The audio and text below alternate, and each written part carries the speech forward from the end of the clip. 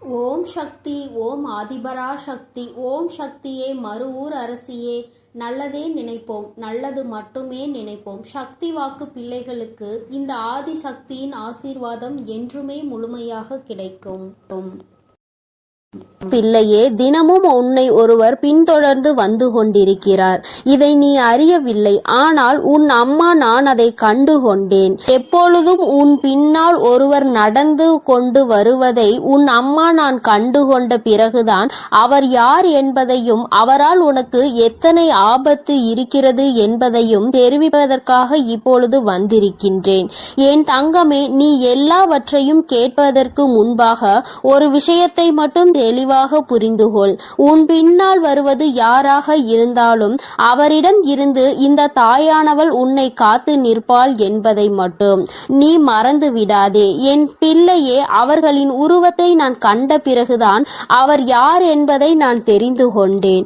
என் பிள்ளையே, உன்னுடைய கண்களால் காண முடியாத ஒரு உருவம்தான் உன்னை பின்தொடர்ந்து தினமும் வந்து கொண்டிருக்கின்றது. என் தங்கமே, அது யார் என்று நான் உனக்கு சொல்கின்றேன். அவர் உன் பின்னாடி வருவதனால் உனக்கு ஆபத்தா அல்லது உனக்கு நல்ல விஷயம் செய்வதற்கு வருகின்றார்களா என்பதையும் நான் சொல்லி முடிக்கும் வேளையில் நீ புரிந்து கொள்வாய். என் தங்கமே, ஆபத்தாக இருந்தாலும் காத்திடுவது என்னுடைய பொறுப்பு என்பதையும் நீ நினைவில் வைத்துக் கொண்டு கேட்டால் நிச்சயமாக என் குழந்தைக்கு அம்மா என்ன சொல்ல வருகிறேன், யாரை பற்றி சொல்ல வருகிறேன் என்பதை நீ புரிந்து கொள்வாய். என் தங்கமே, பொதுவாகவே நீ எப்பொழுதுமே சென்று கொண்டிருக்கின்ற பாதையில் நீ என்ன செய்கிறாய், ஏது செய்கிறாய் என்பதை கவனிப்பதற்காக நல்ல சக்தியும் உன் பின்னால் வரும், தீய சக்தியும் உன் பின்னால் வரும். நல்ல சக்தி உன் பின்னால் வந்தால் அவை உன்னை நல்ல பாதைக்கு அழைத்து செல்லும். தீய சக்தி உன் பின்னால் வந்தால் அவை உன்னை கெட்ட பாதையில் தள்ளிவிடும். என் தங்கமே, செய்கின்ற செயல் எப்பொழுதுமே தெளிவாக இருக்க வேண்டும். நீ நல்லதை செய்து நல்லபடியாக இருந்தால் நல்ல சக்தி துணை நின்று கொண்டே இருக்கும். சிறிதளவு தவறை செய்தால் கூட நல்ல சக்தி உன்னை விட்டு விலகி தீய சக்தி உன் அருகிலேயே வந்து நிற்கும். அது மட்டும் அல்லாமல் உனக்கு இருக்கின்ற அத்தனை கஷ்டங்களையும் அவர்கள் மேலும் மேலும் பெருக்கிக் கொண்டே செல்வார்கள். அதனால் என் தங்கமே, ஒவ்வொரு நாளும் நல்ல செயல்களை மட்டுமே செய்ய வேண்டும். நீ மற்றவர்கள் மத்தியில் நல்ல பெயரை எடுக்காவிட்டாலும் உன் பின்னால் கெட்ட சக்தியை நீ வரவழைத்து விடாதே. எப்பொழுதும் உன் பின்னால் தினமும் வந்து கொண்டு உன்னை பார்த்து கொண்டிருப்பது, நீ செய்கின்ற செயலை கவனித்து கொண்டிருப்பது உனக்கு வெற்றியை தருவதற்காக வந்ததா அல்லது தோல்வியை கொடுப்பதற்காக வந்ததா என்பதையும் தெரிந்து கொள்ள வேண்டிய நேரம் வந்துவிட்டது. என் பிள்ளையே, உன்னுடைய வாழ்க்கையில் நீ செய்த புண்ணியங்கள் உன்னை கைவிடவில்லை. என் தங்கமே, நீ எப்படிப்பட்ட குழந்தை தெரியுமா? மற்றவர்கள் வாழ்க்கையில் நீ எப்பொழுதுமே குறுக்கிடுவது கிடையாது என்பதில் அதிக கவனத்தோடு இருந்து கொண்டிருக்கின்றாய். என்ன சொன்னாலும் அதை நம்பி விடுவாய். ஆனால் என் குழந்தையே, இதனால் வாழ்க்கையில் நீ பட்ட அடிகள் ஏராளம். இப்பொழுதெல்லாம் சிறிதளவு அதிலிருந்து வெளியே வருவதற்கு நீ தொடங்கி விட்டாய். இன்னமும் அதே இடத்தில் அப்படியே நின்று கொண்டிருந்தால் வாழ்க்கையை எல்லோரும் சேர்த்து அழித்து விடுவார்கள் என்பதை என் குழந்தை நீ புரிந்து கொள்ள தொடங்கிவிட்டாய். என் தங்கமே, உன் தாயானவள் உன் பின்னால் வந்ததை யார் என்று கண்ட அந்த உருவம் யார் என்று சொல்கிறேன். அதுதான் உன்னுடைய குலதெய்வம். என் தங்கமே, நீ இனிமேல் பயப்பட மாட்டாய் என்பதை உன் அம்மா நான் நன்றாக புரிந்து கொண்டேன். உன்னுடைய குலதெய்வமே உனக்கு துணையாக உன் பின்னால் வந்து கொண்டிருக்கும் பொழுது எதை நினைத்தும் நீ இனிமேல் கவலைப்பட அவசியம் கிடையாது. மாறாக நீ செய்கின்ற செயல்கள் எல்லாவற்றிலும் இனி நீ கவனமாக இருக்க வேண்டும். யாருக்கும் எந்த கெடுதலும் செய்யாமல் நீ சென்று கொண்டே இருப்பாயானால் உன்னுடைய குலதெய்வம் உனக்கு துணையாக வந்து உன்னுடைய அனைத்து செயல்களுக்கும் அவர்கள் நம்பிக்கை கொடுத்து அதனை உனக்கு நிறைவேற்றி கொடுப்பார்கள். இன்று உன்னுடைய குலதெய்வத்தின் ஆசீர்வாதத்தை நீ பெற்று அவர்கள் உன்னை தொடர்ந்து வந்து கொண்டே இருக்கின்றார்கள் என்பதை நீ அறிந்து கொண்டாய். அவர்கள் உன்னுடைய இல்லத்தில் நிலைவாசலில் குடியிருக்கின்றார்கள். அதனால் என் குழந்தையே, உன்னோடு சேர்ந்த அவர்களும் நீ செல்கின்ற இடம் எல்லாம் உனக்கு துணையாக வந்து கொண்டிருக்கின்றார்கள். உனக்கு எந்த விதமான ஆபத்தும் ஏற்படாமல் அவர்கள் உன்னை பாதுகாத்து நிற்கின்றார்கள். இந்த தாயானவள் அவர்களை கண்டுவிட்ட பிறகு இன்னமும் அதிகமான மனமகிழ்ச்சியை அடைந்து விட்டேன். ஏனென்றால் என் பிள்ளைக்கு நான் தான் காவலாக நிற்கிறேன் என்று நினைத்து கொண்டிருந்தேன். ஆனால் உன்னுடைய குலதெய்வமும் உன்னோடு வருவதை கண்ட பிறகு அம்மாவிற்கு மிகுந்த சந்தோஷம். என் பிள்ளைக்கு வாழ்க்கையில் கேட்டது எல்லாம் கிடைப்பதோடு மட்டுமல்லாமல் நினைத்தது எல்லாம் நிச்சயமாக அதிகமாக உனக்கு நடக்க போகிறது. மிக விரைவாகவும் எல்லாம் உன் கைகளில் கிடைக்க போகின்றது. என் குழந்தையே, உன் குலதெய்வத்தினை நான் கண்ணார கண்டுவிட்ட பிறகு என் குழந்தைக்கு மனதில் இருக்கின்ற அத்தனை கஷ்டங்களும் தானாக சென்றுவிடும் அல்லவா? என் தங்கமே, மனதளவில் நீ மேற்கொண்ட ஏக்கம், நம் குலதெய்வம் நமக்கு துணை நிற்கின்றதா இல்லையா என்று உனக்குள் ஒரு சந்தேகம் இருந்து கொண்டே இருக்கின்றது. அது இப்பொழுது உனக்கு தீர்ந்து விட்டது என்று நான் நினைக்கின்றேன். ஏனென்றால் இங்கே சில பேர் குலதெய்வத்தின் கோவிலுக்கு செல்கின்றார்கள், தெய்வத்தை வழிபடுகின்றார்கள். ஆனால் மனதிற்குள் எந்த விதமான சுத்தமான எண்ணங்களும் இல்லாமல் மற்றவர்களை கெடுக்க வேண்டும் என்று, அவர்கள் வாழ்க்கையை அழிக்க வேண்டும் என்று நினைத்து கொண்டு குலதெய்வத்தை கையெடுத்து வணங்குகின்றார்கள்.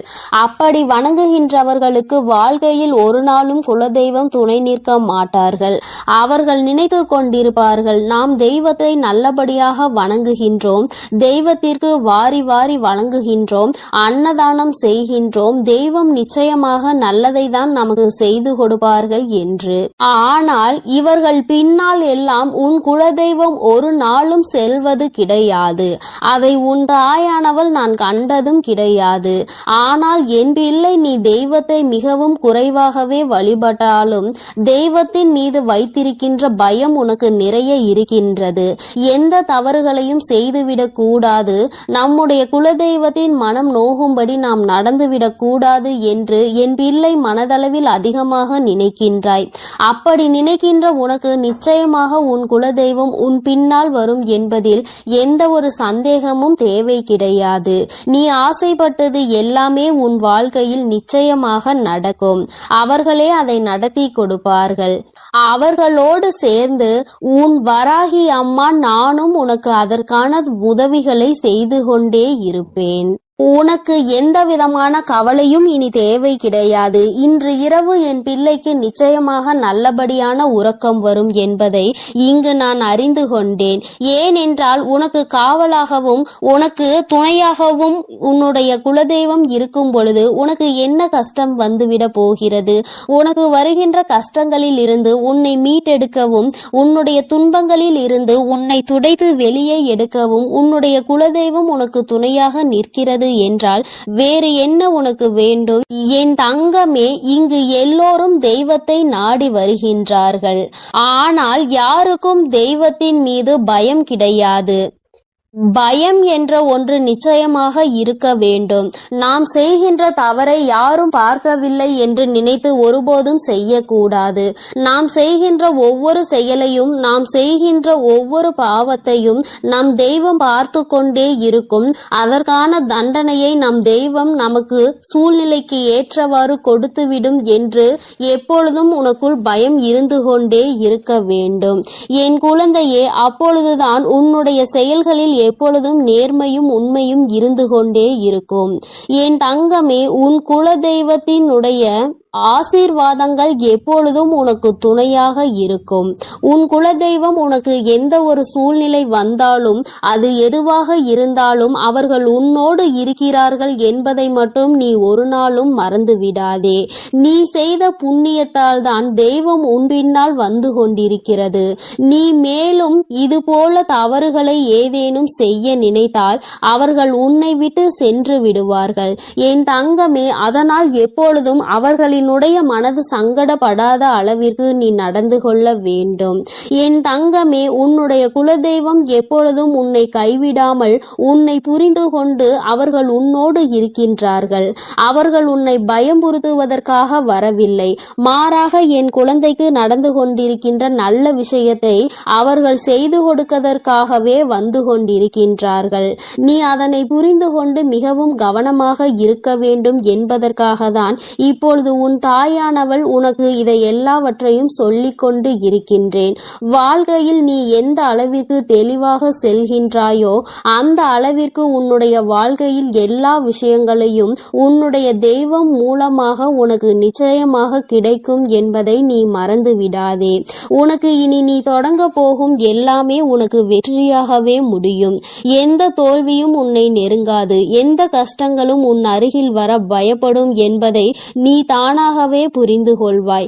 என் தங்க பிள்ளையே, உனக்கு இந்த வராகி அம்மாவினுடைய ஆசீர்வாதங்களும் உன் குலதெய்வத்தினுடைய ஆசீர்வாதங்களும் உனக்கு எப்பொழுதும் முழுமையாக கிடைக்கும். அதனால் நீ எதற்காகவும் கலங்காதே, எதை நினைத்தும் வருந்தாதே. நீ நல்லதையே நினைத்தால் உன் வாழ்வில் எப்பொழுதும் உனக்கு நல்லது மட்டுமே நடக்கும். என் அன்பு குழந்தையே, அம்மாவின் வாக்கினை தவறவிட்டு தவறு செய்து விடாதே. ஏனென்றால் உன்னை சுற்றி பின்னப்பட்டிருக்கின்ற ஒரு மிகப்பெரிய சூழ்ச்சி வலையில் இருந்து அல்லவா உன்னை காப்பாற்றுவதற்காக உன் அம்மா இன்று வந்திருக்கிறேன். என் தங்கமே, அம்மா உன்னை காரணம் இல்லாமல் தேடி வர மாட்டாள் என்பதை முதலில் நீ தெளிவாக புரிந்து கொண்டாலே போதும். நிச்சயமாக என்னை ஒரு நாளும் நீ அலட்சியம் செய்துவிட மாட்டாய். துரோகங்களை செய்கின்றவர்கள் எதையுமே எதிர்பார்த்து செய்வது கிடையாது. நீ கஷ்டப்பட வேண்டும், நீ காயப்பட வேண்டும் என்பது மட்டுமே அவர்களின் ஒரே நோக்கமாக இருந்து கொண்டிருக்கிறது.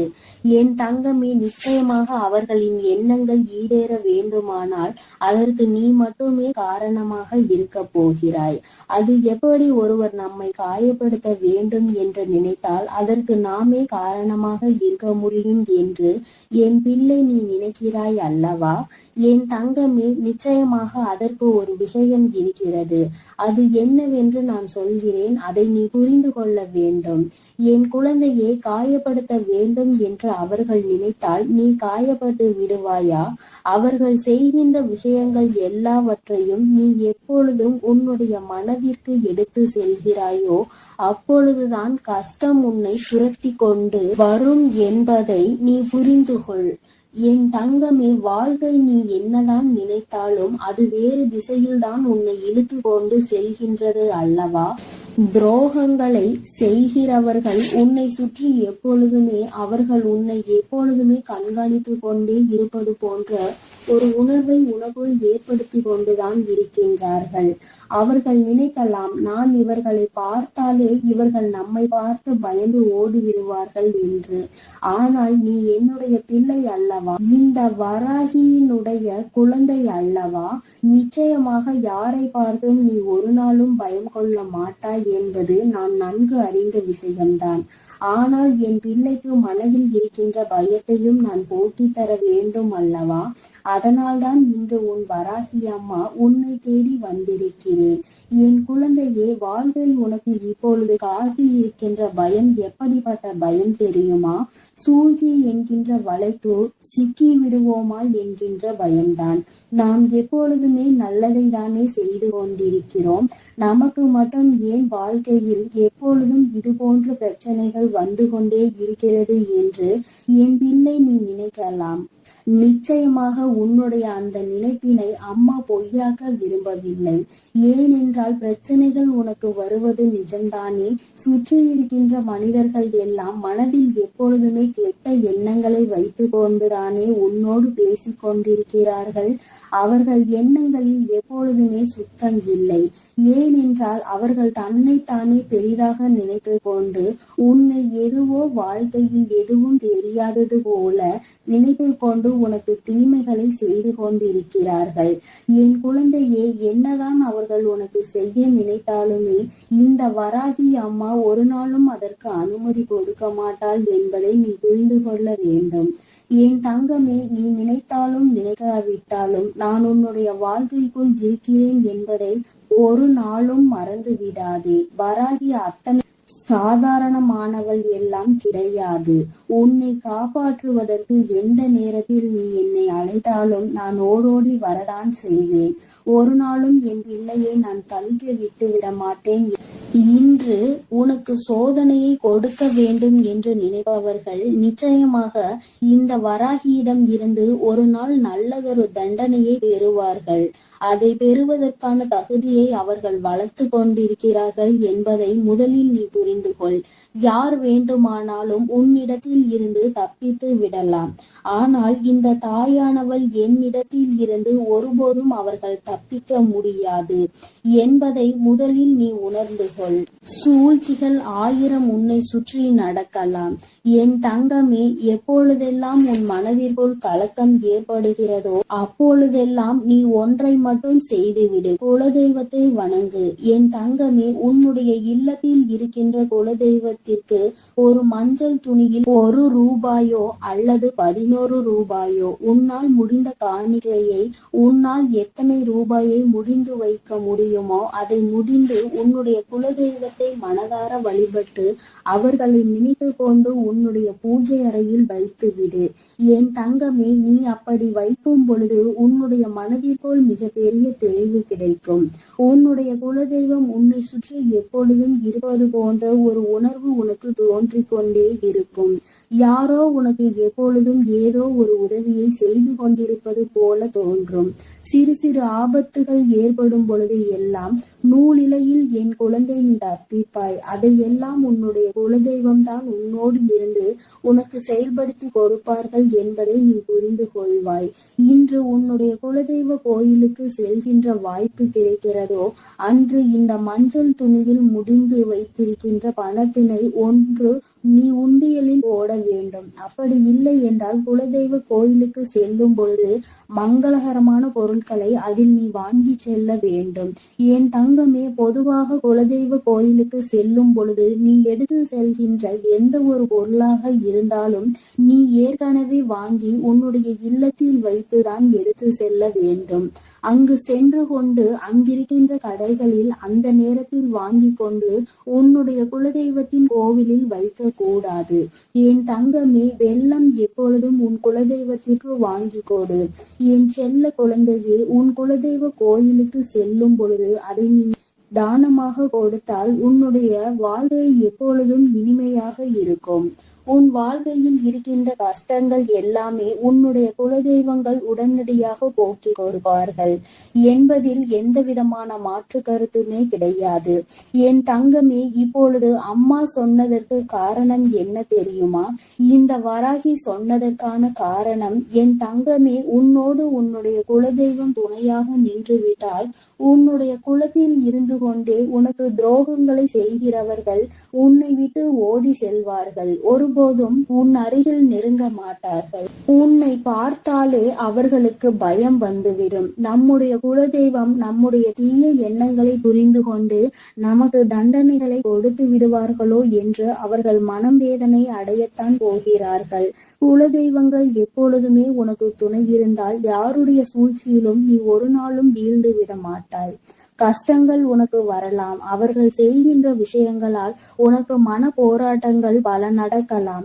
ஆனால் ஒருபோதும் நீ உன்னுடைய வாழ்க்கையில் தோற்று போக மாட்டாய் என்பதை மட்டும் என் குழந்தை நீ புரிந்து கொண்டால் போதும். வாழ்க்கையில் நீ கற்ற பாடங்கள் எல்லாமே உன்னை சுற்றி இருக்கின்ற மனிதர்களின் குணங்களை பற்றியதுதான். பாதி இப்படி நீ கற்றுக்கொண்டிருக்கிறாய், மீதி இன்னமும் கற்றுக்கொள்ள நீ தயாராக இருந்து கொண்டிருக்கிறாய். என் குழந்தையின் மனதிற்குள் இருக்கின்ற சில வேதனைகளுக்கு உன்னுடைய குலதெய்வத்திடம் இருந்து உனக்கு நல்ல தீர்வு கிடைக்கத்தான் செய்யும். அம்மா உன்னுடைய கஷ்டத்திற்கு நல்ல பதிலை இப்பொழுது கொண்டு வந்திருக்கிறேன். உன்னை நான் நிச்சயமாக இந்த சூழ்நிலையில் இருந்து காப்பாற்றி விடுவேன்.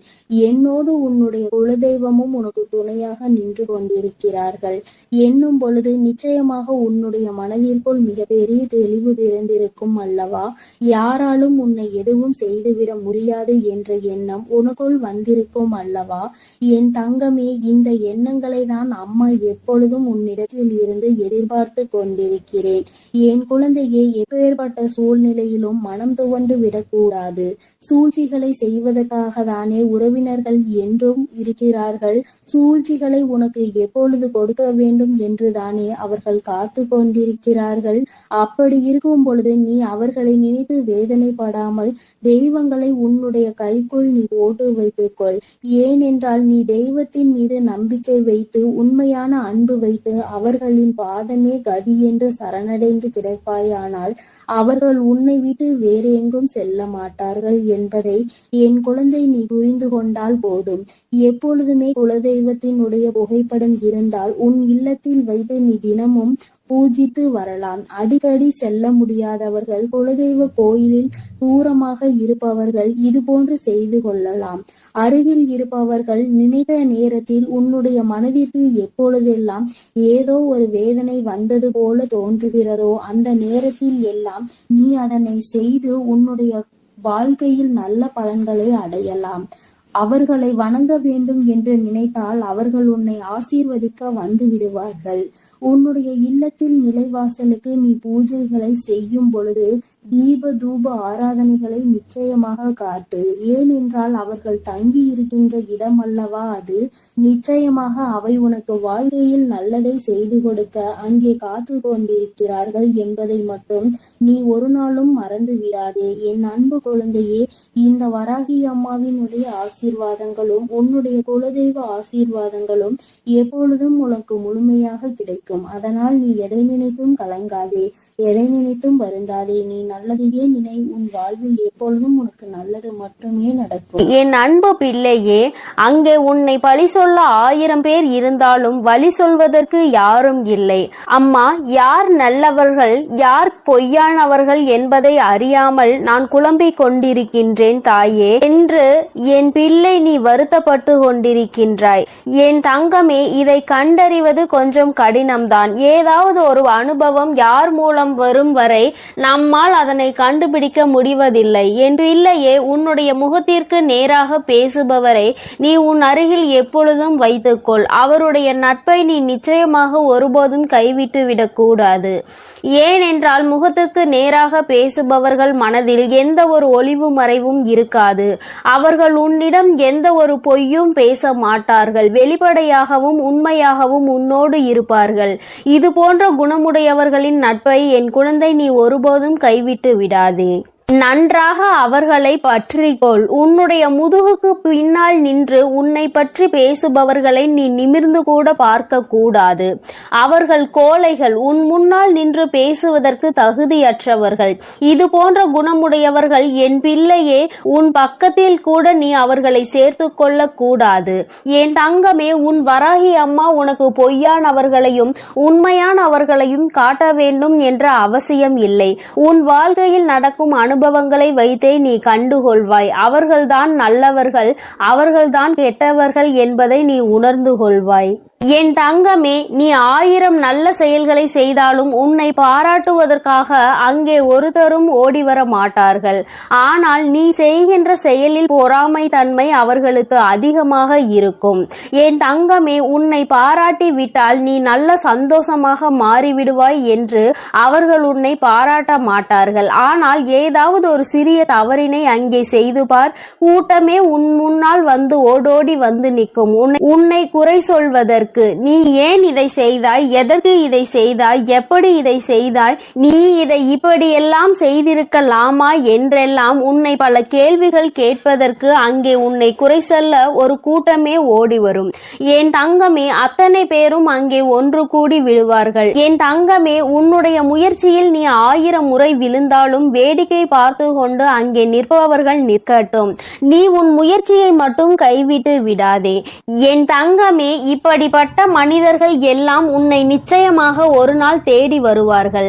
நான் உன்னை தேடி வர வைப்பேன். நீ கீழே விழும்போது உன்னை தூக்கிவிட முயற்சி செய்யாத அந்த உறவுகள் நீ உன்னுடைய சொந்த முயற்சியால் உச்சத்தை தொட்ட பிறகு நீ நல்ல நிலையில் இருக்கும் பொழுது நிச்சயமாக உன்னை தேடி வருவார்கள். அப்பொழுது உனக்கு நன்றாக புரியும் அவர்களினுடைய குணம் என்று, யார் உண்மை என்றும் யார் பொய் என்றும், உனக்கு உதவி செய்பவர்கள் யார் என்பதையும் நீ புரிந்து கொள்வாய். என் தங்கமே, ஒருபோதும் உதவியவர்களை மட்டும் நீ மறந்து விடாதே. நீயும் அவர்களுக்கு உன்னால் முடிந்த உதவிகளை செய்து கொடு. அவர்களை நல்ல நிலைக்கு கொண்டு வர நீ பாடுபட வேண்டும். தங்கமே, நீ என்ன நன்மை செய்தாய் என்பதை விட அங்கே நீ என்ன தவறு செய்கிறாய் என்பதை கண்காணித்து கொண்டுதான் அனைவரும் இருப்பார்கள். என் தங்கமே, இப்படிப்பட்டவர்கள் தான் இந்த உலகத்தில் அதிகமாக இருக்கின்றார்கள். அவர்களுக்கு வேறு எதுவும் வேலை இல்லை, வேறு எங்கும் கவனம் இல்லை, வீணாக சுற்றி திரிந்து கொண்டு இருக்கின்றார்கள்.